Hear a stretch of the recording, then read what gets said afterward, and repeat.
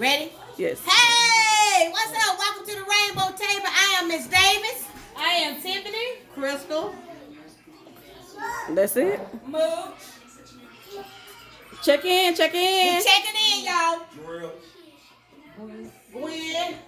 Okay, go ahead. And this is the Rainbow Table, so we want you guys to go to my YouTube channel, like, subscribe. Just turn it around to everybody. Like, subscribe, hit that notification, like, subscribe, hit that notification, like, subscribe, hit that notification. So tonight we just sitting around among family and friends, and we're gonna be talking about racism in America. So it's a topic that's very touchy, especially for people of color. So tonight we're just gonna go around and see where everybody's at, and everybody's gonna tell how they feel about whatever it is. Maybe they had experience or something that maybe happened to them. And y'all have to excuse the camera, because you know we got a little color rig going on. You know we're trying to color rig it, so we're trying to make it happen. So just work with us. So who want to start first? You want to start, man? You want? Just talk whatever you want to talk. Go ahead, Crystal. I know racism is very real, and it's like scary, like to get pulled over by the police. And I feel like if you got sons, like it should really affect you different, because you know what I'm saying, being a black male is like hard. Yeah. Very hard. And I think for me, I think when it happened to George Floyd, and when they had his funeral, and Al Sharpton had everybody in the at the funeral to stand up for 8 minutes and 46, I want to say it's 46 seconds. And that's a long time for me when I stood up watching it on TV. So I can imagine what it felt like with him laying there with somebody's knee in your neck. So nobody really knows what it feels like if you never experienced it. We can only imagine. And for me, like watching that video of George Floyd and the way he was calling out for his mother, you know what I'm saying, that was sad. And you know what I'm saying, the people who supposed to serve and protect you, you know what I'm saying, to kill you and for the color of your skin, and racism would never leave. You know what I'm saying, like it would never stop. Right now, just because they bringing attention to it, you know what I'm saying, that's like a lot of stuff as black people. We do something for long as it's the hot topic, but then after a while we forget about it. Yeah. You know what I'm saying? We don't keep doing it, because it's never gonna change. Never. You're right. This is May here. We call her May. This is two. This is Miss May. May gonna share a few little words about how she feels. I feel racist because I have a black son. I had a son to get killed in 06 by black or black crime. And so I tell my son today, he's 34, police approach you, make sure you're around someone or somebody that can see what's going on. Because if you by yourself, they're going to do what they want to do and get away with it. Okay, and I got a question. Sometimes you have people who say, well, y'all kill each other, so why should Black Lives Matter? And I think that is two totally different things. Because I feel like we was taught to hate each other. When you look back in the old days, the slavery days, you had the house nigga, you had the field nigga. So, you know what I'm saying, we was taught to hate. And I feel like it's totally different to have black on black crime and then white racism. I don't think it's the same. You know what I'm saying? But until we come together, if black people come together, we will be unstoppable. Anybody? This Miss Tiffany right here, she gonna share a little bit because she have some sons. So she's gonna share a little things about how she feel. Don't put me on the spot, y'all. Hey. Any fellas want to say something? How y'all feel being black men? Come in, stand here and tell how you feel about being a black man. Come on here. Here's the table. It's a good table. Yes, Tell them your name and tell them what you feel. You know, you being a black man in America. Yes. My name is Jarrell. The way I feel about it is, it's been going on for a long time. Yep. So, I mean, I don't really. You used to. So how would you feel if you was pulled over by 2 white cops? What would you do? What would be the first thing you would do? Before, you know, I have this thing where I make them do their job. But Right. now it's kind of different.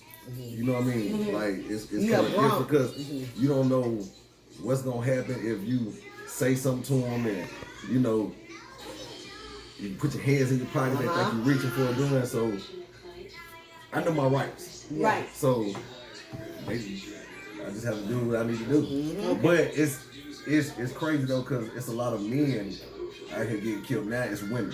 Yeah. Before you would never see a woman get killed by a police or you know. Right. But now it's sad. Black women too. It's black women too, not just the men. What trips me out is I'd like to see people who hate you so much because of the color of your skin. You know what I'm saying? Like, and the hate is so real. Like you know, when you watch the news, you watch like these Karens, they call them the police because they don't think you belong in their neighborhood. You know, how can you hate somebody that much because of their color?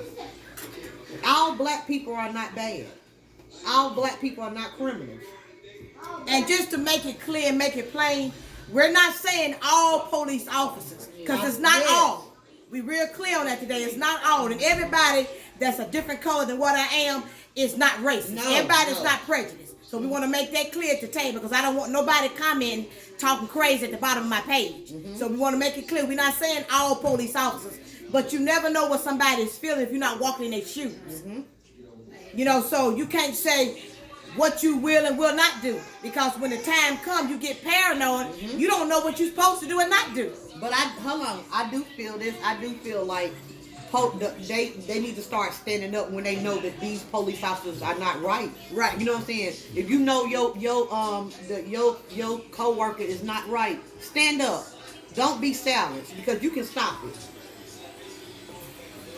Anybody else want to talk? Mooch, come on, tell us how you feel.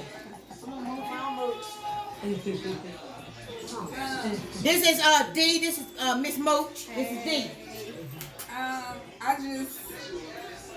I just had a son, so it's kind of scary because with, you know, racism going on, he's a black male, and now instead of me teaching him, you know, how to be a kid, I will have to start teaching him, like, the do's and don'ts of, you know, what could happen if, you know, a police officer is around. But like Carolyn said, it's not all officers, you know, it's the ones that just, I just feel like they just don't care.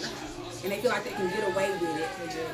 But it's real sad because you really gotta, you know, if you're getting pulled over or something, I definitely wouldn't stop in a dark area. I wait till I find a, you know, area where it's lighted and, you know, you gotta be careful. Whatever they ask you to do, just do it. But you know where I'm at? I'm with to the point. I'm fighting back. I'm not gonna just lay there and let you kill me. Right. I'm gonna fight back. I am. I'm gonna fight back. Connie, you want Connie, you want to say anything? It's scary. All I can say is it's scary. It's scary. So let's put this on the table. So if each one of us had this where you was out and about and somebody approached you of another color and they called you the N-word, how would you feel and what would you do? Let's start with Miss Crystal. I'm gonna knock the shit out of them and wait on the police. Hurt and knock the hell out of them. Mooch, what would you do? Like if somebody of another color called you the N-word, what would you do? How would you handle that? To be honest, I don't know how I would handle it because it never happened to me. But I would feel out of place. And I probably would go off. I probably lose it. So, May? If you call me the N-word, I'm just gonna go to your ass, excuse my French, and then after I get finished, I'm gonna call the police, and they gonna ask me what happened. I'm gonna tell them they called me the nigga, the N-word, and that's why I slapped the hell out of them, excuse my French. I'm just keeping 100. I think for me, it's hard not to act or not to react to somebody else's actions, but I will walk away. Because if you walk away, It's not always easy to do. Now, I know that it's not easy to do. But if you walk away from someone calling you the N word, what people need to understand, go back and look it up in the dictionary, because it's got nothing to do with the color of your skin. The definition has nothing to do with the color of nobody's skin. But because it's been going on for so long, and 400 something years or so it's done got embedded. Because see, nobody is born racist. They taught that. You are taught that. Nobody's born all of a sudden, when you born as an infant, you all of a sudden you know that you prejudiced. No, you taught that. We are taught that in the world. I got another something great to say. When they say they'll say, well, y'all use it, black people, y'all use the word, why can't we use it?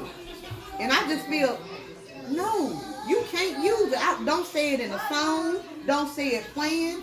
I just feel like white people cannot use that word. What about? Yeah. You know what I'm saying? No, you can't use it. Any race should use the N-word. Do the definition of the N-word and it'll tell you what it means. A lot of them don't know what the N-word means. Do the definition. So I think, like I said, we sitting here and we talking about racism in America, but it's also racism among your race. So I experienced that as a woman of color, but a woman that's light skinned. So it goes on. It's not just black, white. It can be within your own race. Racism, it exists. So what I'm learning to do is, though, you have to show love. You have to always show love in spite of how somebody treats you. You have to show them love, even though that's hard to do. But I'm telling you, love outweighs hate every time. I don't care what you do. What, and you know what, that is true. But sometimes, how do you keep on turning the other cheek?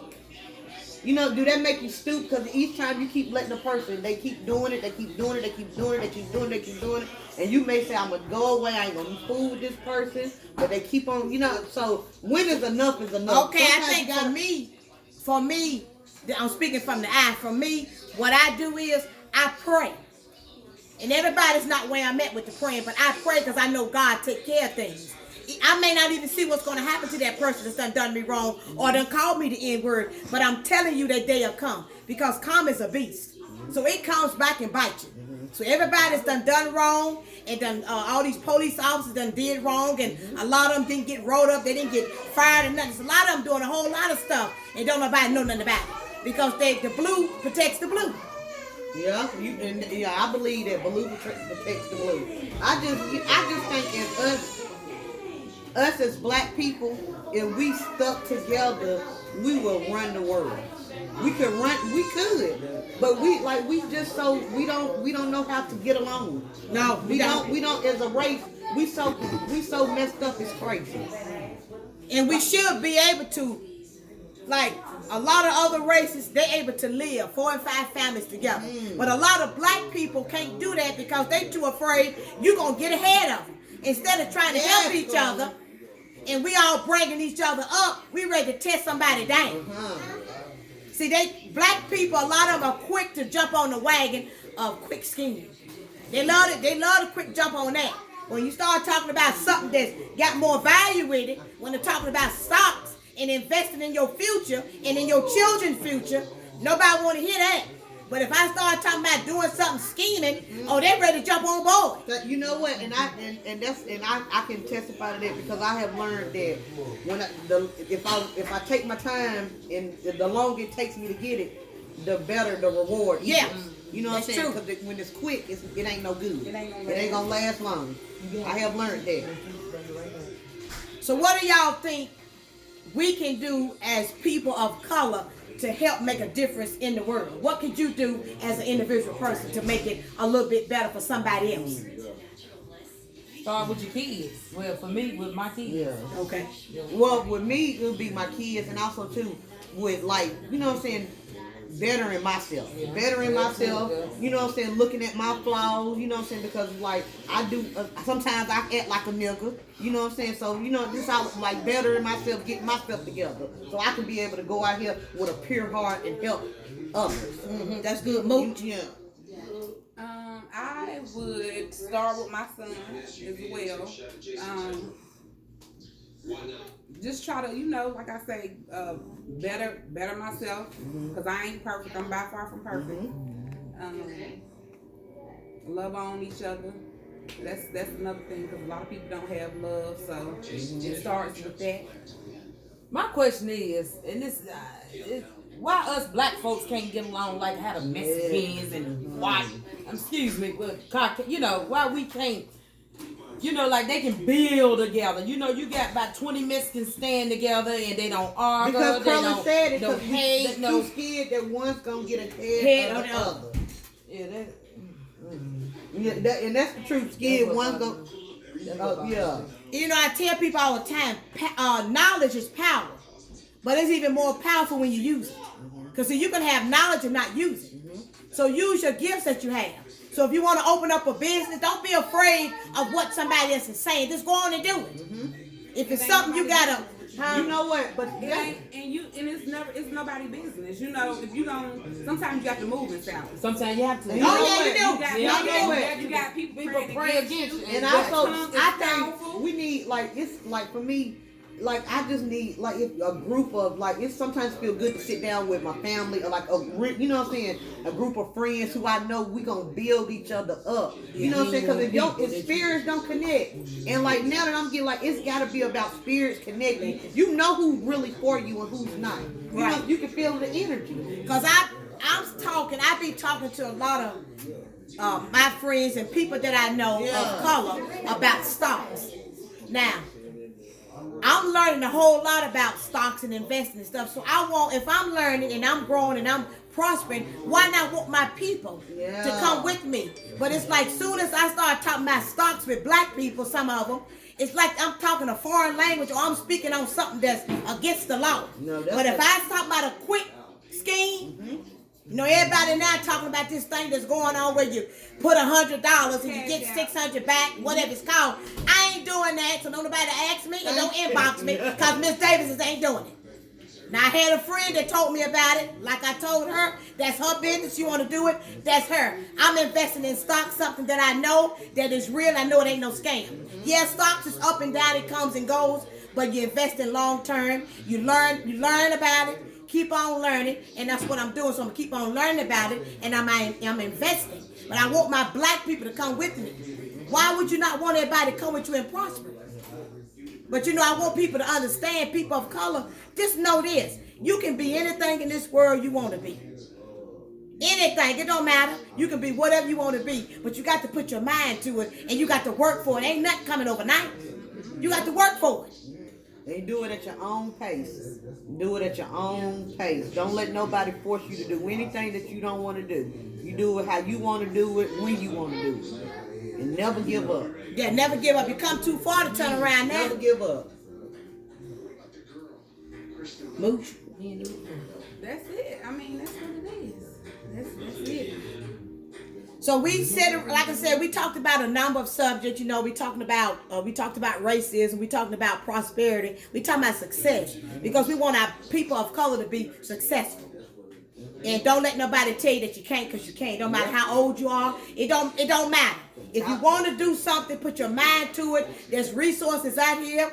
There's funding you can get. There's grants that you ain't got to pay back, but you got to research the stuff. And get out there and get what you want to get. Get your hands dirty. Listen. And put it out there. They got that. You can get the small business grant, $10,000. Did you hear that? Tell them again, Crystal. Small business grant for the COVID-19, $10,000. I'm going after that.